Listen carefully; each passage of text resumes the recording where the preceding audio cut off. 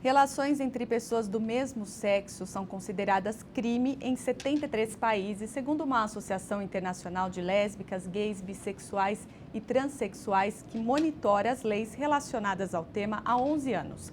É a chamada homofobia de Estado. Para falar do assunto conosco no estúdio, o professor, escritor e ativista Daniel Manzoni de Almeida. Tudo bem, Daniel? Obrigada pela presença aqui no nosso jornal. Boa tarde. Boa tarde para você. Esse número, Daniel, representa 37% do total de Estados-membros da ONU. O que é exatamente a homofobia de Estado?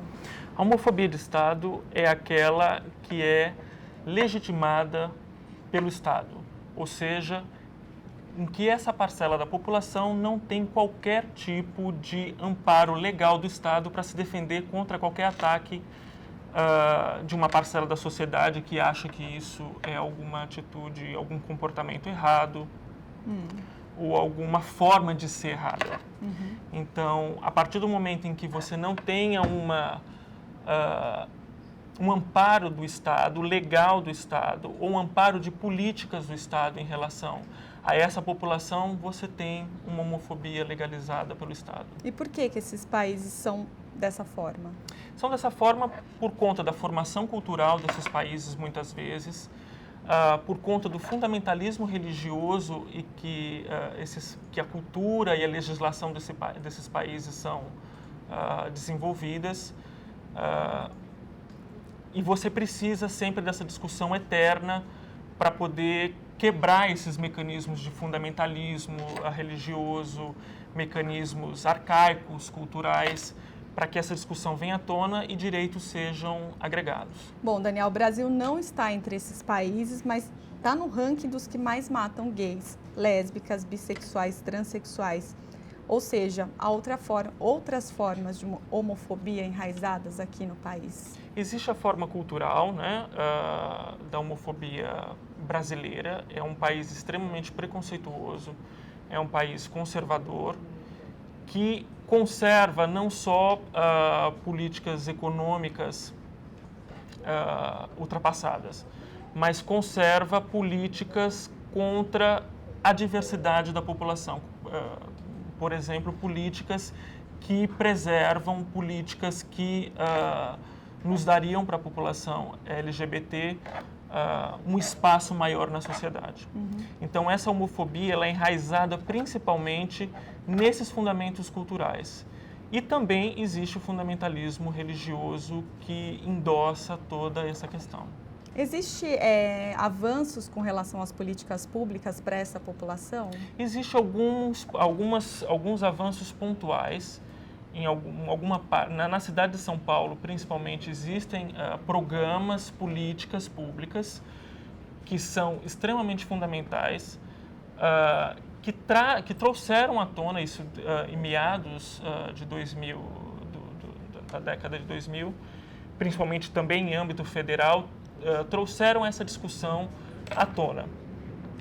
E começaram a implementar algumas políticas que trouxeram alguns direitos para essa parcela da população. Mas ainda é uma discussão que enfrenta uma resistência enorme, né? E que essas políticas não conseguem se transformar em direitos efetivos, em direitos legítimos e direitos perpetuados. O que deveria ser feito, então, Daniel? A primeira coisa, eu acho que é uma discussão ampla. Além da discussão ampla, a implementação e forçar mais políticas de Estado, discussões na escola.